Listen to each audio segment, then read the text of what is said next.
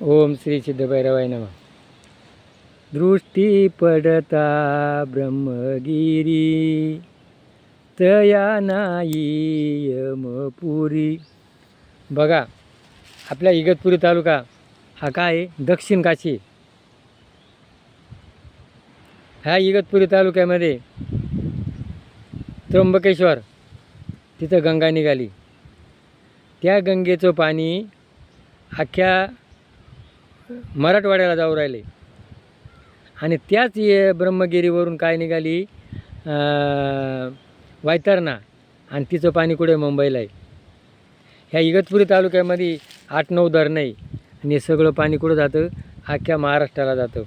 म्हणजे इगतपुरी तालुका काय आहे? दक्षिण काशी. ह्या इगतपुरी तालुक्यामध्ये काय आहे? ब्रह्मगिरी. आणि इगतपुरी तालुक्यामध्ये काय आहे? धम्मगिरी. बघा, मी या धम्मगिरीमध्ये गेलो होतो. तर तिथे गेल्यानंतर जे तुकारामाचे काय अभंग आहे, तुका म्हणे आम्हा एकांताचा वास, शेऊ ब्रह्मरस आवडीने. बघा, तिथं 1000-2000 लोक आहे, पण कोणी कोणाशी बोलणार नाही. अशी शांतता भारतात जेवढे देवस्थान असतील याची शांतता कुठंच नाही आहे. तिथं जी भक्ती केली जाते ती काय आहे? पूर्वी जी ऋषीमुनी भक्ती करीत होते, ध्यानधारणा करत होते, आज ती ध्यानधारणा राहिली नाही. आणि आज ती ध्यानधारणा नसल्यामुळं अनेक मेंदूचे विकार, हृदयविकार. आजचा माणूस काय म्हणतो? मला टाईम नाही.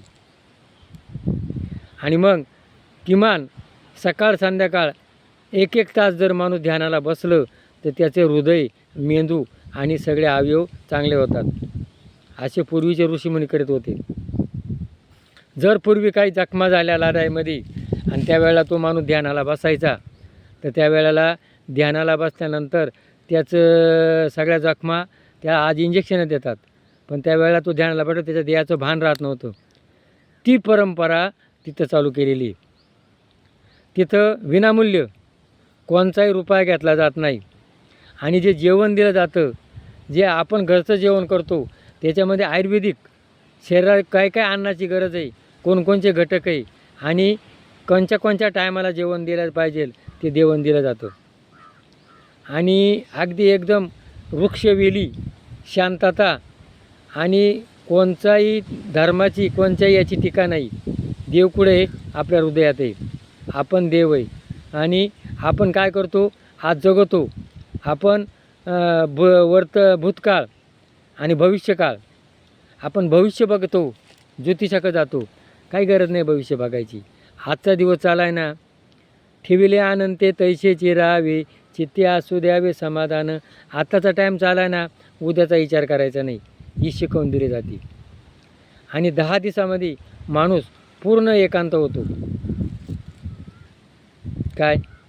आणि अशा एकांत जागेमध्ये हा इगतपुरी तालुक्यामध्ये ये धम्मगिरी, ब्रह्मगिरी असे 2 ठिकाणे.